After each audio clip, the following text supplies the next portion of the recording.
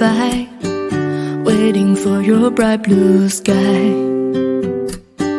Lonely night with the angels cry, holding on. Sa pumili na sleep card, ito ang inyong reading.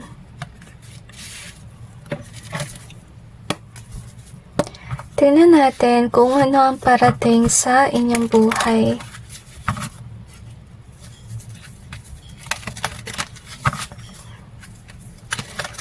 So, I kinda like sense na nagtitiis ka ngayon. And na-sense ko rin karmic betrayal. So, baka meron sa iyong buhay na magbe-betray.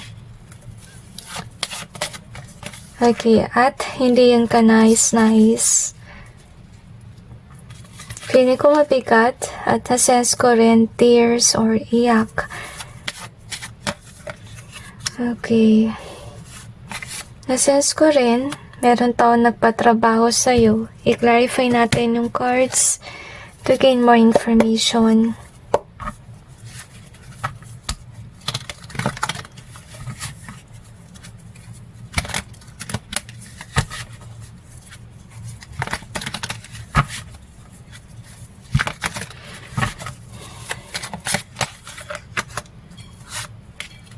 Okay.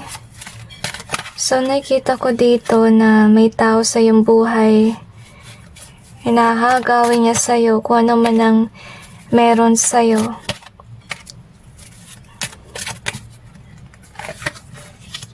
Walang tigil niya itong gagawin. Nagagambalain ka niya. Kasi nasense ko ahas siya sa iyong buhay. So, mag-ingat kayo.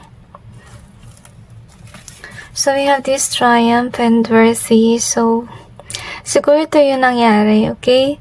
Meron siguro kayong achievement sa iyong buhay. At nasense ko rin may anger energy.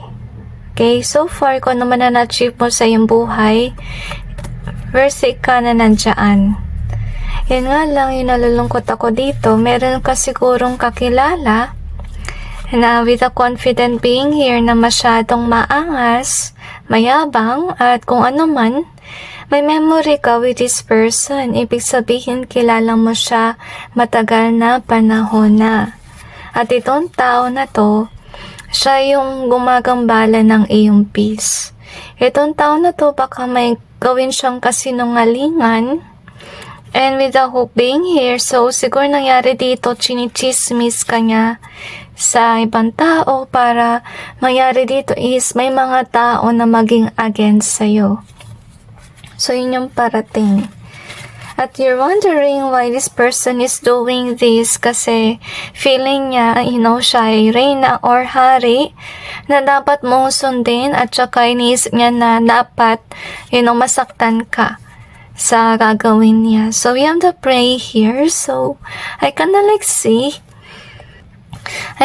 say here na malapit ka sa Panginoon. Itong taon na to siguro ay masama siyang tao at against siya sa mga tao na mabubuti. So, ito yung dahilan niya ba't kanya sinasaktan kasi siguro itong taon na to, inis mo sino to. Okay. Baka kasi kung sino man siya, baka nagpapanggap siya na relihiyoso.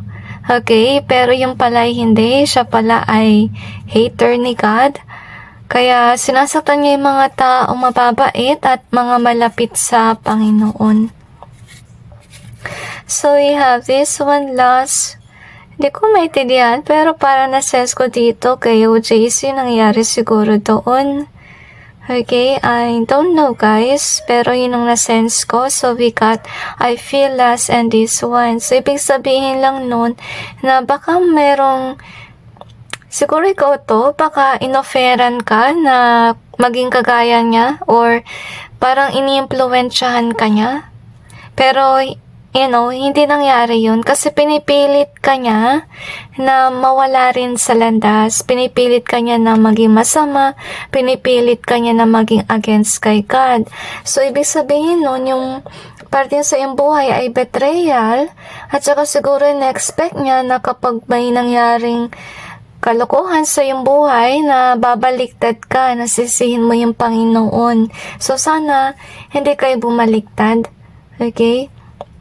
Kasi hindi naman kasalanan ng Panginoon itong nangyari. Sadya may mga tao lang talaga na pinipilit nila na i-stop yung iyong pananampalataya o yung iyong paniniwala. Talagang tinatry din nila na kunin kung ano man yung para sa'yo. So, I feel like it's more on about a connection with God. Yung gusto nilang mawala sa'yo. Kasi that we have is this one.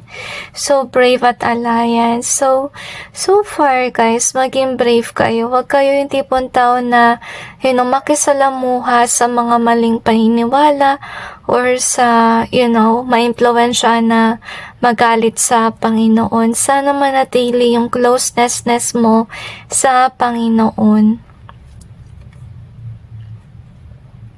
And I feel like with the alliance being here, so may mga tao pa naman din na maniniwala pa rin sa inyo, guys, at hindi siya papatol sa kung ano nung sinasabi ng kung sino man magbe-betray sa'yo.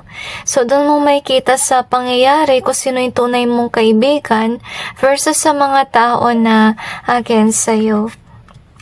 Kasi that we have is this one. So, baka ito nangyari na kung sino man itong against sa'yo na may gagawin na kalokohan, nag-spread ang gossip. Baka siya ay nainggit kasi ikaw ay swerte. Lalong-lalo na with regards sa kayamanan. So, maybe marami kang ipon. Maybe may mga properties ka na. At kung ano man, so kinainggitan niya yan. Kaya gusto niya sirain yung iyong buhay para malasin ka rin kagaya niya. So, you have the free and imagination. So, ito yung nangyari, okay? May kalat at chismis about you. I feel like kakalat pa lang yun. So far, ito yung dapat mong malaman na kung ano man ang chismis na yun, ito ay pawang kasinungalingan lang. At dapat pakawanan ng kung sino man na nakarinig nun kasi walang katotohanan, okay? At I feel na sa pangyayari na nga na to, mamumulat yung isipan mo kung sino talaga yung mabuti at masama sa yung buhay. So, we have the sleep being here. So, ito yung gusto mangyari ng tao na magbe-betray sa'yo, na mawala ka sa ginagawa mo. Okay? At saka mawala din yung pananampalataya mo sa mahal na Panginoon.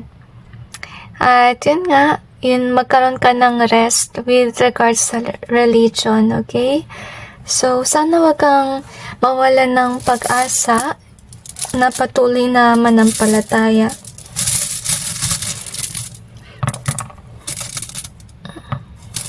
So, we have this one, greed. So, kung sino man yung taong gumawa na ganito sa'yo, siya ay may greed. Siguro gusto niyang angkinin kung ano man ang meron sa'yo. So, we have the test is in reverse. So, this is nice, okay? Kasi, feeling ko ito rin na mangyayari sa'yo, isa siyang test ng Panginoon sa'yo if ever you will turn away from God dahil sa nangyaring chismis or you will remain in your faith. Okay, so sana makapasa kayo sa test ang Panginoon. So, with regards sa greed, tulad na nabanggit ko, guys, baka yung iba sa inyo ay inoferan. So, kung sakaling tinanggap mo yan, yung offer, or bumaliktad ka, syempre, magpe-fail ka sa test ng Panginoon sa'yo. So, we have the open here. We also have alone in reverse. So, siguro you're somebody na open masyado sa public. Hindi ka alone. So, ibig sabihin, maraming tao nakapaligid sa'yo. So, siguro, nalilito ka na kung sino yung mapagkakatiwalaan versus sa hindi. Kaya mangyari itong pangyayari para makita mo kung sino yung trustworthy sa mga kasama mo. So, you have this one in either way. So, kung sino man yung taong yun, may crab mentality issue siya. Gusto ka niya talagang pabagsakin. Kasi siguro sa ngayon, nandito ka sa triumph phase. As you can see here. At ayaw niya yan. Kaya gusto ka niyang pabagsakin. So, we have the worm. So, kaya ka pala nandyan sa posisyon na yan dahil siguro kayo ay mapagmahal at hindi lang yung malapit kayo sa Panginoon. So, we got thinking of you is in reverse. So, okay, gustong ng taong masama na yan na i-dim yung iyong image kasi ayaw niya na maalala ka ng mga tao. Gusto niya na makilala ka ng mga tao in a bad way, which is sad. So, may kinalaman nga siya sa work. So, nainggit siguro tong tao na to dahil sa yung trabaho. So, we have the Chariot in either way. And we also have our Gateway. Okay, kaya pala tayo may Brave card. Kasi nakita natin yun dito. So, with the Brave being here. Ibig sabihin kasi nito, ito kasi gusto mangyari ng iyong kaaway na iwanan mo yung work mo para hindi ka mag-push forward sa buhay mo or kung ano man itong kinaaseso mo at ikaw ay umalis. Okay? So, parang naisip niya na, parang yun yung nangyari doon na. Yun yung naisip niya, parang ganun na yung istorya. Maybe a member could be here. Hi. Okay, so far, yun yung gusto niya mangyari na umalis kung sino man tong kinainggitan niya sa trabaho at matigil yung operasyon. Kaya may brave card tayo dito kasi ibig sabihin lang nun, gusto sabihin ng Panginoon maging brave ka kasi hindi ka nag-iisa sa laban na to. May mga kaalyansa ka, may mga mabubuting tao pa na talagang sumusuporta sa'yo. So sana wag ka mawala ng pag-asa at wag mo sanang gawin kung ano man ang gustong ipagawa sa'yo ng kaaway mo na umalis ka sa work mo, matigil yung trabaho, yung negosyo, kung ano man yan. You know, how's every one of you? At yun nga, halungkot din ako actually sa mga nangyayari. So anyway, tinan natin kung ano pang meron.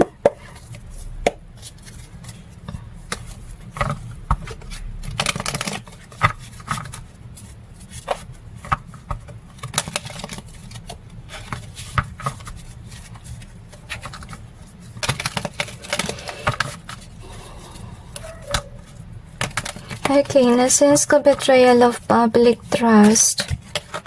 Very interesting. At saka na-sense ko rin masakit sa ulo yung energy.